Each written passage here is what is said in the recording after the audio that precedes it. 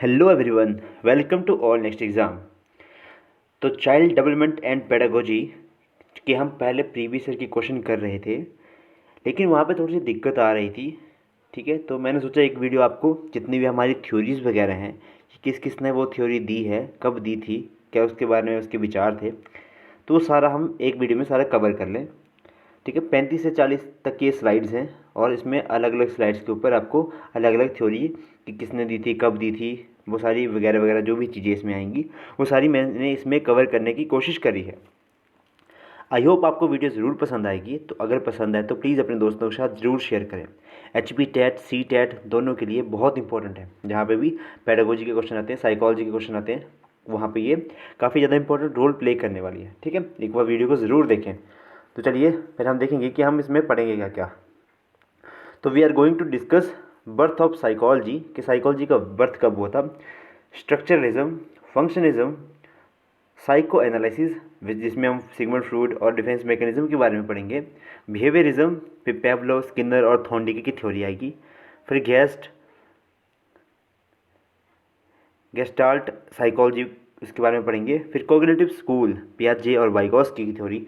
ठीक है, और लास्ट में पढ़ेंगे हम ह्यूमनिज्म, जिसमें मैस्लो और कार्ल रॉजर की थ्योरी हम उसमें डिस्कस करेंगे। ठीक है, बिल्कुल ब्रीफली चलूँगा, ज़्यादा डिटेल में कॉन्सेप्ट में घुसने की कोशिश नहीं करूँगा। ठीक है, तो चलिए स्टार्ट करते हैं। सबसे पहला कि birth of psychology. Psychology was born at the time of two Greek philosopher, Plato और एरिस्टोटल।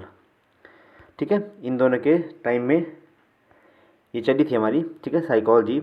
और इसमें था कि etymologically psychological has two Greek words, psyche and logos. और ये क्वेश्चन जो वो कई बार एग्जाम में पूछा जाता है।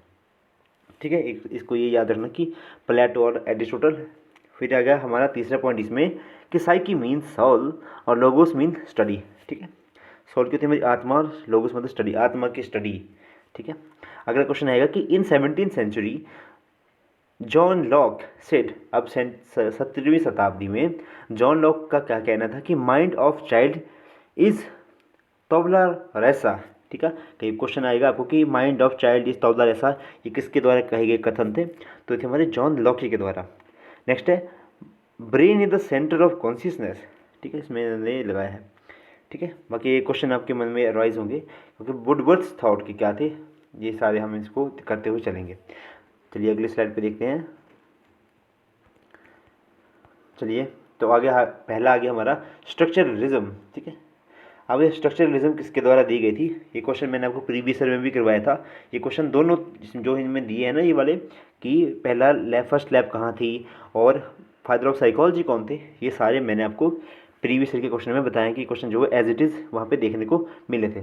ठीक है, तो इसमें आएगा कि जो मैं इसको आपको बताता था कि Wilhelms Wundt father of psychology, question आएगा कि फादर ऑफ साइकोलॉजी किसको कहते हैं, तो इसमें आ गया हमारा।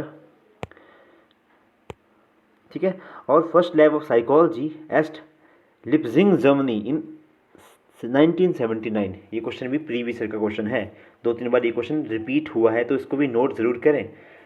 नेक्स्ट हमारा इंट्रोस्पेक्शन मेथड, और इसमें आएगा कि एनिमल माइंड, ये किसके द्वारा, वेस्टबर्न के द्वारा दिया गया था। ठीक है, मेन आपके दो क्वेश्चन यहाँ से बन गए कि फादर ऑफ साइकोलॉजी कौन थे। बाकी फर्स्ट लैब ऑफ साइकोलॉजी वो कहाँ इस्टेब्लिश करी गई थी, जर्मनी में। ओके, नेक्स्ट आएगा हमारा functionalism.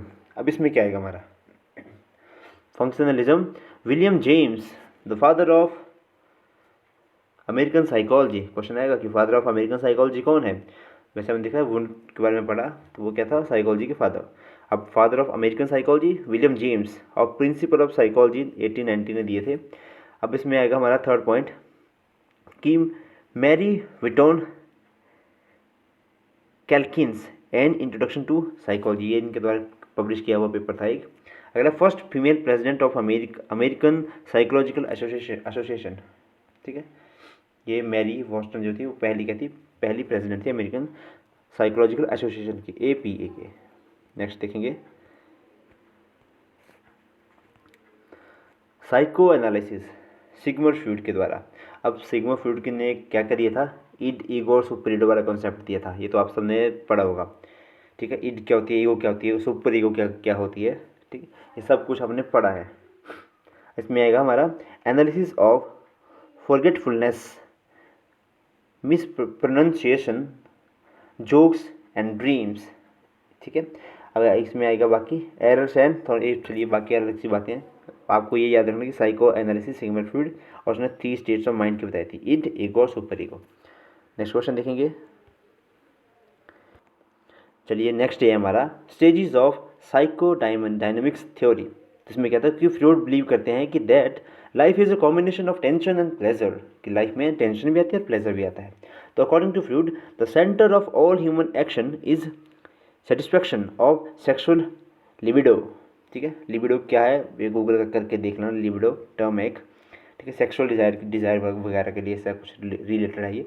On the basis of this fact he classified into 5 stages. अब सिगमंड फ्रॉइड ने इस बेसिस पे 5 कैटेगरीज दी थी। अब उसने पहला दी बोला कि एक आती है ओरल स्टेज। ओरल स्टेज कब से कब तक आती है? ये आती है आपके 0 से लेकर 2 वर्ष तक। तो इसमें क्या होता है कि according to Freud mouth is the first organ to give pleasure. देखा आपने, बच्चा जो है वो सब कुछ उठाता से पहले अपने मुंह में डालता सारी चीज़ों को।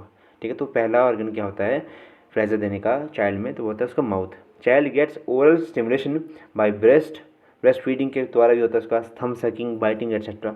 आपने देखा कि बच्चे जनरली ये वाली हरकतें सारी करते हैं, थम सकिंग भी करते हैं, बाइटिंग भी करते हैं। ठीक है, oral stimulation could lead to an oral fixation in the later life. ठीक है, नेक्स्ट आएगा हमारा, इस लाइन को छोड़ो, आगे है एनल स्टेज 2 से लेके 3 वर्ष तक। अब इसमें क्या होगा, तो सेकेंड स्टेज में क्या होगा कि एनल स्टेज 2 से 3 साल तक। इसमें क्या करता है बच्चे का जो वो प्लेजर फील होता है किससे, जब वो एक्सक्रीटरी ऑर्गन के साथ, ठीक है, उसके स्टिमुलेशन के साथ। जैसे बच्चा जो अपना कई बार अपना टॉयलेट वगैरह जो उसको रोकता है, रिलीज़ करता है, उसी में उसको मतलब प्लेजर जो है उसमें ढूंढता है।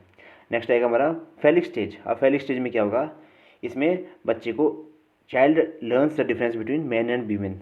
ठीक है, बच्चे जो है वो आदमी और औरत में, यानी कि मेल और फीमेल में डिफरेंस इसमें पता कर लेता है कि इनमें क्या डिफरेंस होता है। ठीक है, मेनली अब आती है 7 से लेकर 12 साल की स्टेज। इसमें क्या होता है कि a child learns to hide their desire by suppression. अब इसमें क्या होता है कि बच्चा क्या करता है अपनी बहुत सारी जो उसके डिज़ायर होते हैं उसको दबाने की कोशिश करता है। जैसे फ्रॉइड के कहते हैं, Freud said that most sexual impulses are release during the latent stage and sexual energy can be sublimated by schools work, hobbies and friendship. ठीक है, अब इनकी काम वर्कलोड ज़्यादा हो जाता है जिसकी वजह से उसकी सेक्सुअल एनर्जी जो है वो थोड़ी दब जैसी जाती है। नेक्स्ट हमारा जेनेटल स्टेज, ये होती है 13 से लेकर हमारा 19 साल तक। अभी प्यूबर्टी की एज है, तो बच्चा क्या करता है कि अपनी जितनी भी इसकी जो डिज़ायर्स होती हैं उसको रिप्रोडक्टिव ऑर्गन से उनको फुलफिल करने की कोशिश करता है। ओके, नेक्स्ट आएगा हमारा डिफेंस मैकेनिज्म। तो डिफेंस मैकेनिज्म में क्या आएगा, इसको आगे करते हैं। डिफेंस मैकेनिज्म सिगमंड फ्रॉइड के द्वारा क्या थे, उसने इसमें दिए थे हमारे 12। ठीक है, 12 को मिला के डिफेंस मैकेनिज्म। तो पहला क्या था इसमें, कंपनसेशन। अब इसमें क्या होता है, कंपनसेशन आपको नाम से समझ आ रहा है कि स्ट्रेंथन वन टू हाइडर अनदर। ठीक है, कंपनसेट कर लेता है कि चलो कोई बात नहीं, जाने दो। नेक्स्ट है denial, refuse to face a negative behaviour. Okay, next है displacement, take it out on someone else. Identification, attach to something positive. आपको याद रखना डिफेंस मैकेनिज्म सिगमंड फ्रॉइड और ये 12। कई बार आपको ऑप्शन आ सकता है कि इनमें से कौन सा डिफेंस मैकेनिज्म में नहीं था, तो आपको पता होना चाहिए आइडेंटिफिकेशन। अगला है introjection, confirm feelings for approval. Projection, see your faults foibles in others. Rationalization, excuse and justify mistakes. ठीक है, अपनी मिस्टेक्स को जस्टिफाई करता है, ठीक है, या फिर उसके अगेंस्ट एक्सक्यूज़ देते हैं। ओके, नेक्स्ट है reaction formation, pretend to you are different, आज से मतलब दिखाना कि मैं थोड़ा सा सबसे अलग हूँ। Regression, act much younger to feel better. होता है ना कि बड़े बनने की कोशिश करते हैं कि भाई मैं बड़ा हूँ, होता है ऐसे। नेक्स्ट हमारा repression, putting thing into darkness, rituals and undoing. अब इसमें क्या होगा, over riding negative with habit, sublimation, divert negative into acceptable. अब ये 12 है, 12 के बारे आपको नाम उनके पता होने चाहिए। नेक्स्ट करेंगे, चलिए नेक्स्ट है हमारा बिहेवियरिज्म। तो फादर ऑफ बिहेवियरिज्म कौन है, जेबी वॉटसन। 1912 में क्या हुआ था कि he denied to accept the psycho analysis method of mind and consciousness as a science. ठीक है, इनको इसने डिनाई कर दिया था एक्सेप्ट करने से, psycho analysis method of mind और consciousness of science. Okay, question आता है कि बारी अभी। He admitted psychology as the study of stimulus and response which can be measured objectively. उसने बोला था कि साइकोलॉजी जो है वो स्टडी है स्टिमुलस और रिस्पॉन्स के ऊपर बेस्ड है टोटली है। ठीक है, he was influenced by Pavlov's classical conditioning. देखा, जो हमारा पैवलो वाली थ्योरी जो हम आगे करेंगे उससे काफ़ी ज़्यादा प्रभावित है उससे वर्क से, क्योंकि वहाँ पे भी अनकंडीशनल रिस्पॉन्स आ रहा था। ठीक है, आगे प्रिंसिपल ऑफ बिहेवियर किसने दिए थे, होल ड्राइव रिडक्शन। ठीक है, और जो प्रिंसिपल ऑफ बिहेवियर नेक्स्ट देखेंगे क्लासिकल कंडीशनिंग। अब आगे पैवलो की थ्योरी।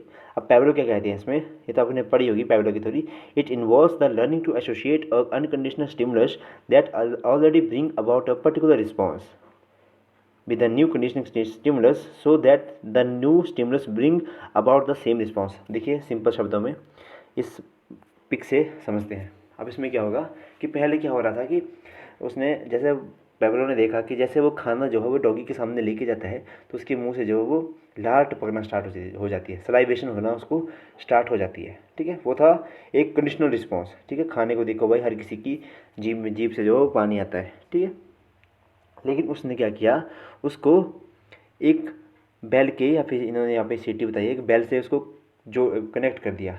अब वो पैवलो क्या करता था, पहले घंटी बजाता था, उसके बाद उसको खाना जो है वो लेके जाता था। ठीक है, तो उसने पहले क्या किया, देखो पहले सेकंड देखिए, बिफोर कंडीशनिंग में क्या हो रहा था, अनकंडीशनल स्टिमुलस था और अनकंडीशनल रिस्पॉन्स आ रहा था, सलाइवेशन हो रही थी डॉगी को। ठीक है, बाद में क्या हुआ, देखो नेचुरल स्टिमुलस दिया उसको, फिर रिस्पॉन्स है, कोई रिस्पॉन्स नहीं आया। ओके, अब बाद में क्या किया, ड्यूरिंग कंडीशनिंग। अब पहले घंटी बजाई या फिर अभी सीटी दी है और खाना उसके सामने रखा तो उसको भी सलाइवेशन होगी, तो ये था अनकंडीशनल रिस्पॉन्स आया। और आफ्टर कंडीशनिंग क्या हुआ कि जब भी उसके सामने जो है वो बेल जो है बजाई जाती थी, यानी कि कंडीशन स्टिमुलस दिया जाता था, उसके बाद उसके बाद कंडीशनल रिस्पॉन्स जो था वो आने जो है स्टार्ट हो गया। ठीक है, तो इसको याद रखें। जैसे फर्स्ट में अनकंडीशनल स्टिमुलस दिया जाता था तो अनकंडीशनल रिस्पॉन्स आता था, स्टार्टिंग में ऐसा था। उसके बाद नेचुरल स्टिमुलस दिया गया तो कोई रिस्पॉन्स नहीं आया। फिर ड्यूरिंग कंडीशनिंग क्या हुआ कि अनकंडीशनल रिस्पॉन्स आया, घंटी के साथ भी उसको सलाइवेशन होना स्टार्ट हो गई थी। ठीक है, उसको उसके साथ कनेक्ट किया। फिर आफ्टर कंडीशनिंग पहले घंटी बजती, घंटी बजने से ही उसके कंडीशनिंग रिस्पॉन्स जो था वो आने लग पड़ा था। ठीक है, तो ये थी पैवलो की थ्योरी। नेक्स्ट क्वेश्चन देखेंगे, की पॉइंट इसमें क्या थे, स्टिमुलस। अब स्टिमुलस क्या था, anything which affect the behaviour, उसको कहते हैं स्टिमुलस। अब रिस्पॉन्स क्या था, behaviour elicit by the stimulus, जो रिस्पॉन्स जो आया, जैसे घंटी की वजह से सलाइवेशन हुई तो वो था रिस्पॉन्स। बाकी अनकंडीशनल स्टिमुलस, कंडीशनल स्टिमुलस वो भी मैं आपको बता चुका हूँ। एक्साइटेशन तो होती है भाई, जब उसके सामने खाना लेके आया और वो बंधा हुआ, डॉगी बंधा हुआ, तो एक्साइटेशन भी होना जो है वो लाजमी है। डिस्क्रिमिनेशन, अब इसको ये भी इसमें पॉइंट्स हैं कि डिस्क्रिमिनेशन भी होना चाहिए। ऐसा नहीं कि बाहर कोई सब्जी बेचने वाला जा रहा है, वो घंटी बजा रहा है तो उसकी वजह से डॉगी को स्लाइवेशन होना स्टार्ट होगी। उसको एक डिस्क्रिमिनेशन भी होनी चाहिए, पहचान भी होनी चाहिए कि कौन सी वाली बेल के ऊपर मुझे खाना मिलता है। ठीक है, चलिए अगले क्वेश्चन देखते हैं, operant conditioning, B F Skinner. अब इसमें क्या हुआ था कि थ्रू ऑपरेंट कंडीशनिंग, क्वेश्चन आएगा कि ऑपरेंट कंडीशनिंग किसने दी थी, तो बी एफ स्किनर ने दी थी। Through operant conditioning, an individual makes an association between a particular behavior and consciousness। ठीक है, अब इसमें क्या था, also known as the instrumental conditioning. Most influenced psychologist थे ये हमारे 20वीं शताब्दी के। अब इसमें हो क्या रहा था, मेन था रीइंफोर्समेंट। जैसा इन्होंने स्किनर ने क्या किया था कि अपना इन्होंने अलग अलग जानवरों के साथ ये एक्सपेरिमेंट किया था। एक स्किनर बॉक्स बनाया था उन्होंने, उसमें उन्होंने अपने एक चूहे को डाल दिया था बीच में। अब जैसे ही चूहा जो वहाँ झटपटा रहा था, उसको वहाँ पे करंट जो है वो उसको लग रहा था उसके स्किनर के बॉक्स के अंदर।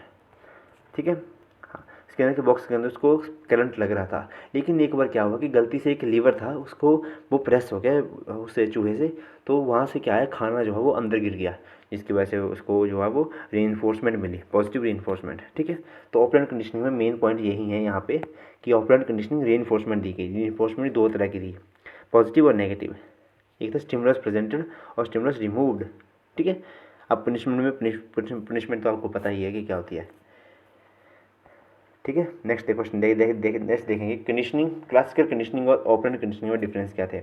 अब क्लासिकल कंडीशनिंग में क्या हो रहा था कि a signal is placed before the reflex, एक घंटी बजा रही थी, सलाइवेशन हो रही थी। अब ऑपरेंट कंडीशन में क्या हुआ कि रीइंफोर्समेंट और punishing stimulus is given to the behaviour. जैसे वो अंदर चूहा झटपटा रहा था तो उसको पनिशमेंट भी दी जा रही थी, अगर सही रिस्पॉन्स दे रहा था वो सही स्टिमुलस आ रहा था उसको रिस्पॉन्स के रूप में उसको खाना भी आ रहा था वहाँ पे। बाकी डेवलप्ड रशिया में हुई और ये यूएसए में। और ये एक पेब्लो की थ्योरी थी, एक स्किनर की थ्योरी थी। Also called respond conditioning, also called instrumental conditioning, works on involuntary behaviour. और ये वॉलंटरी बिहेवियर के ऊपर रिस्पॉन्स करती है। क्वेश्चन आएगा कि बताइए कि वॉलंटरी बिहेवियर पर कौन सी थ्योरी जो थी वो वर्क करती है। ठीक है, तो वॉलंटरी पे ऑपरेंट और इनवॉलंटरी पे हमारा पेब्लो वाली। अब इसमें behaviour is set to be elicit और इसमें क्या था, behaviour is set to be emitted. बाकी typified by the Pavlov's dogs और इसमें था typified by the Skinner's box. चलिए अगला देखते हैं, ट्रायल एंड एरर मेथड। अब ये था थॉर्नडिके की थ्योरी। अब इसमें क्या था, अब इसमें बिल्ली थी, ठीक है, बिल्ली को पिंजरे जैसे में बंद किया गया था। अब जैसे बिल्ली जो है वो वहाँ पे झटपटा रही थी, उसको बाहर रखा था, फिश लटकाई हुई थी। अब बिल्ली को तो वो फिश खानी थी, तो जैसे बिल्ली को वो फिश खानी थी तो वो क्या कर रही थी, झटपटा रही थी। एक बार क्या हुआ कि उसका हाथ जो था वो लीवर के ऊपर प्रेस हो गया। जैसे लीवर के ऊपर उसका हाथ प्रेस हुआ तो वो जो है पिंजरा खुल गया, ठीक है, और वो बाहर जाके उसने फिश जो है वो खा ली। ठीक है, तो यही इसने ट्रायल एंड एरर मेथड यही था कि करत करत अभ्यास के जन्मति सुजान, वही वाला हिसाब है कि इसने जो प्रयास करती रही बिल्ली। ठीक है, जितनी बार उसने सही, जब एक बार क्या हुआ कि पहले तो ट्राई करी थी, बार बार एरर आ रहे थे, लेकिन एक टाइम इसमें ऐसा आया कि बिल्ली जो है वो सीख गई कि मैं अगर इस बार लीवर को प्रेस करूँगी तो ये ढक्कन जो है वो खुलेगा, पिंजरा जो है वो खुलेगा। तो ठीक है, यही था trial and error method E.L. थॉर्नडिके का, फादर ऑफ एजुकेशन साइकोलॉजी। ये भी क्वेश्चन आएगा आपको। Prominent known as trial and error theory. Subject क्या थी इसमें, कैट, स्टिमुलस थी फिश, मोटिवेशन थी स्मेल उसकी, और ड्राइव थी हंगर, और वो भूखी हुई थी। ठीक है, चलिए लॉज ऑफ लर्निंग। अब लॉज ऑफ लर्निंग, इसमें ये क्वेश्चन मैंने देखे बहुत सारे लॉज ऑफ लर्निंग के बहुत सारे क्वेश्चन जो थे वो प्रीवियस ईयर में बन रहे थे। मैंने आपको बताया था कि 3 लॉ इसमें प्राइमरी थे, तो प्राइमरी लॉ कौन कौन से आएंगे, law of effect, law of readiness, law of exercise या लॉ ऑफ प्रैक्टिस। ठीक है, इसमें थे 3 लॉ प्राइमरी लॉ। अब सेकेंडरी लॉ में चलेंगे कि law of primacy, law of recency, law of intensity and stimulus, law of multiple response, law of set of attitude, law of analogy and assimilation, law of association और shifting, और law of partial activity। ठीक है, in law को 8 जो है वो हमारे secondary और 3 जो है प्राइमरी है। प्राइमरी वाले मोस्ट इंपॉर्टेंट है, इनको याद करें। ठीक है, अब इनको जब आप डिटेल में करना होगा तो हम इसकी एक एक की वीडियो जो अलग अलग आएगी। ठीक है, तभी इनको हम कर पाएंगे। अभी तो एग्ज़ाम पॉइंट ऑफ व्यू, क्योंकि एग्ज़ाम जो है वो आने वाला है, तो आपको मेन चीज़ें आपको पता होनी चाहिए, हेडलाइंस वगैरह। ठीक है, वही आएगा इसमें। नेक्स्ट हमारा गेस्टाल्ट साइकोलॉजी। अब इसमें क्या था कि द होल इज़ द, हम इसने क्या किया था, ये क्वेश्चन भी प्रीवियस में आया था कि ये बात किसने कही गई थी कि whole is greater than the sum of the part, sum of its part. तो ये लाइन किसने कही थी, तो ये गेस्टाल्ट ने कही थी। ठीक है, फादर ऑफ गेस्टलिज्म इज़, अब फादर ऑफ गेस्टलिज्म कौन थे, वर्थहैमर जो थे फादर हैं इसके। ठीक है, अब इसमें पीपल एसोसिएटेड विद कोहलर। अब कोहलर ने कौन सी थ्योरी दी थी, तो ये थी इनसाइड थ्योरी। आगे थे इसमें कोफका, कुलर लुइन, ये भी इसके साथ एसोसिएटेड थे। अगला इनसाइड लर्निंग हुई थी इसमें, और सुल्तान कौन है इसमें, सुल्तान था इसमें जो कोहलर ने एक्सपेरिमेंट किया था चिंपैंजीज़ के ऊपर। तो उस एक जो सबसे बुद्धिमान चिंपैंजी था जिसने क्या किया था, बक्सर के ऊपर बक्सा रख के फिर डंडे से जो था वो जो क्या बोलते हैं हमारे वो बनानाज लटकाए हुए थे उसको उसने वहाँ से उतार लिया था। तो वो सुल्तान था, उसका नाम जो था चिंपैंजी का नाम। 6 चिंपैंजी थे इसमें ना। अब आगे लगा है हमारा कोग्निटिव साइकोलॉजी। अब कोग्निटिव साइकोलॉजी की in 1960 Miller and Bruner, Jerome Bruner establish the cognitive school. ये भी याद रखें भाई, कोग्निटिव साइकोलॉजी। अब ब्रूनर जो था वो कोग्निटिव से रिलेटेड है। Information processing theory is given by Bruner. तो ब्रूनर ने कौन सी थ्योरी दी थी, इंफॉर्मेशन प्रोसेसिंग थ्योरी। अब इसमें उन्होंने क्या क्या बताया था कि इनेक्टिव, आइकॉनिक और सिम्बॉलिक लर्निंग होती है। तीन स्टेजेस बताई थी ब्रूनर के अकॉर्डिंग। ठीक है, तो अगर गया जीन प्याजे। अब जीन प्याजे की थ्योरी फर्स्ट सेमेस्टर में आपने बहुत डिटेल में पढ़ी होगी। तो जीन प्याजे क्या क्या कहते थे, इन्होंने कहा था कि जैसे फॉर एग्जांपल मैं आपको बताता हूँ कि जैसे आपने बच्चे देखे होंगे, तो बच्चे को हम बताते हैं कि ये डॉगी है, 4 टांगों वाला डॉगी है। अब वो चाहे बच्चा भेड़ को देखे, बकरी को देखे, किसी को भी देखे, वो उसको डॉगी ही कहेगा, क्योंकि उसके माइंड में पहले से में ही एक पैटर्न, एक स्कीमा जो है उनके माइंड में बन चुका है कि 4 टांगों वाला मतलब डॉगी।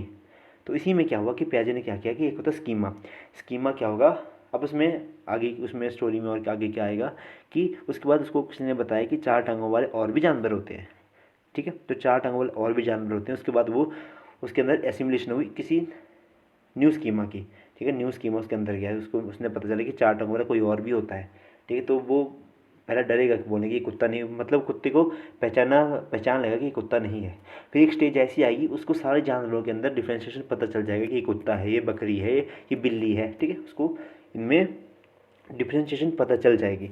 तो वो थी जीन पियाजे की थ्योरी, ठीक है।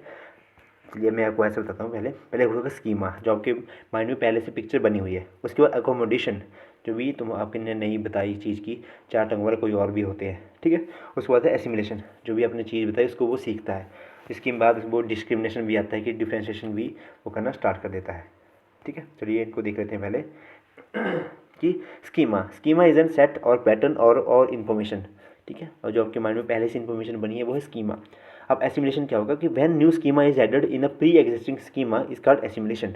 जो मैं आपको बताया कि एक और नई इन्फॉर्मेशन आपको दी तो वो होगा एसिमुलेशन। अब अकोमोडेशन क्या होगा, when pre existing schema is modified due to introduction of new schema is called accommodation. ये भी मैंने आपको बताया, ठीक है, कि जब आपके माइंड में एक नई थ्योरी डेवलप हो गई पूरी तरह से तो उसको कहेंगे हम एकोमोडेशन, ओके। तो जीन पियाजे की थ्योरी। अब इसने बोला कि सेंसरी मोटर स्टेज होती है 0 से लेकर 2 साल तक, इसको हम इन्फेंसी एज भी कहते हैं। Understanding of the child is made through अपने सेंसेस के, मतलब सेंसरी मोटर का नाम से पता चला कि अपने सेंसेस से वो सीखता है। एट द एज ऑफ 9 और 10 मंथ में child develop the ability to find the hidden objects, this is called the ability of object permanence. अगला स्टेज देखेंगे प्री ऑपरेशनल स्टेज, 2 से लेकर 7 वर्ष तक। ये भी जो मैं एज बता रहा हूँ ना इसको भी याद रखें, क्वेश्चन आएगा कि बताइए प्री ऑपरेशनल स्टेज होता है कौन से साल तक चलती है। तो इसमें क्या होगा कि development of the language is the most significant feature, ठीक है। आपको पता है कि वो ए आ बा सा 2 साल का बच्चा जो हो 2000 वर्ड तक सीख लेता है। अकॉर्डिंग टू पियाजे child learns to think first and develop language later, पहले वो सोचता है उसके बाद अपनी लैंग्वेज डेवलप करता है, ठीक है। जैसे आपने देखा होगा बच्चे JCB को ABC भी बोलते हैं, बहुत कुछ देखा आपने, बच्चे होंगे आपके घर में। तो अगला है there are 2 forms of play decentration and show decontextualization later, ठीक है। ईगोसेंट्रिज्म भी इसमें आती है। ईगोसेंट्रिज्म मतलब ये चीज़ मेरी ही है, ये गाड़ी मेरी तो इसमें उसको मैं चलाऊँगा, ठीक है। मम्मी मेरी है, कोई मम्मी को टच नहीं करेगा, ठीक है। इसमें सब कुछ चलती है। टॉयज तो होती है, बच्चे जो है ज़्यादातर टॉय से खेलते हैं। कहते हैं concrete operational stage, in the stage child starts thinking, बच्चा जो है वो सोचना जो है स्टार्ट कर देता है। नेक्स्ट है कि child develop the ability of reversibility और एबिलिटी ऑफ कंजर्वेशन, ठीक है। थोड़ा सा बच्चा जो है वो कंजर्व जैसा होना स्टार्ट हो जाता है, चुप चुप रहना भी स्टार्ट कर देते हैं इसमें। मतलब जो उससे पहले वाले स्टेज में वो तूफानी होता है ना, तो वो थोड़ा तूफानी कम हो जाता है इसमें। Child is not able to think abstract concept that is able to do concrete thinking करता है इसमें, abstract थिंकिंग नहीं करता है। फोर्थ से स्टेज आ गई हमारी फॉर्मल ऑपरेशनल स्टेज, 11 से लेकर 15 साल तक। तो इसमें तो काफ़ी ज़्यादा, इसमें बच्चे की फिर क्या आएगी abstract थिंकिंग, पहले थी कंक्रीट थिंकिंग, उसके बाद abstract थिंकिंग, थोड़ा सा मतलब सोचना स्टार्ट कर देता है अपने बारे में, अपने आस पड़ोसियों के बारे में भी थोड़ा अच्छा सोचना स्टार्ट कर देता है।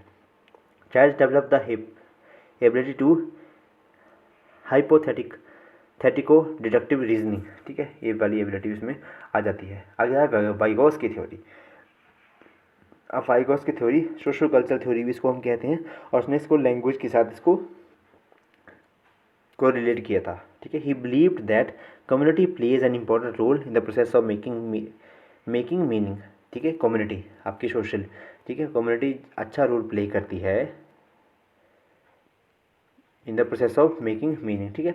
अब MKO ZPD ZAP square folding thinking language, ठीक है, प्राइवेट स्पीच, ये मैं इसके माध्यम से आपको बताऊंगा, ठीक है।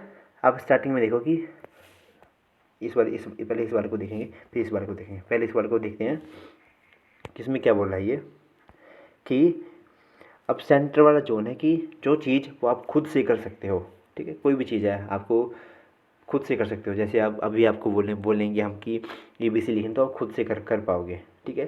फिर आती है सेकंड जोन। जब मैंने आपको बोला कि आपको भाई वो करना है, पहले क्वेश्चन ट्रिग्नोमेट्री के क्वेश्चन वगैरह करने हैं, तो उसके लिए आपको पहले किसी न किसी की ज़रूरत पड़ेगी, चाहे आप किसी की वीडियो देखोगे, चाहे आप अपनी बुक्स खोलोगे, ठीक है। वो है ग्रीन वाला जोन, ये ग्रीन वाला जोन, ठीक है, जिसको पे लिखा है ZPD।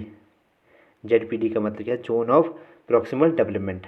मतलब इसमें किसी की आपको हेल्प चाहिए होती है, ठीक है, कुछ भी चीज़ सीखने के लिए, वो होता है जोन ऑफ प्रॉक्सिमल डेवलपमेंट, ठीक है। और जो आपको किसी से हेल्प चाहिए होती है या कोई आपको हेल्प करता है, उसी को हम कहते हैं स्कैफोल्डिंग, ठीक है। अब इसमें लिखा भी है, जो ब्लू वाले में लिखा है कि थिंग्स, ये वाला ब्लू वाला, कि ऐसी चीज़ें, things the child can do all on their own, जिसमें बच्चा जो है खुद से सब कुछ कर सकता है, ओके।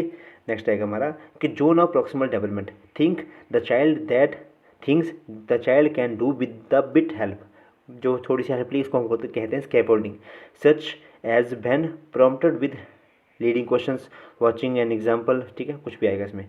और जो बाहर वाला जोन आएगा, think the child can do regardless of the scaffolding for the incense. और इसमें क्या होगा कि जो येलो वाला जोन वो क्या शो कर रहा है, वो जो कर रहा है, चाहे आप किसी की हेल्प ही ले लो, लेकिन आपका माइंड इतना डेवलप नहीं हुआ है कि आप उन चीज़ों को सीख सको, ठीक है। जैसे आप 2 साल के बच्चे को भाई ट्रिग्नोमेट्री का क्वेश्चन देगा तो वो तो बुक की तरफ देखेगा भी नहीं, तो वो कि जस्ट कांट डू येट, अभी नहीं कर सकता, लेकिन इन फ्यूचर कर सकता है, ठीक है। चलिए अगला देखते हैं, वाइगॉस्की की थ्योरी।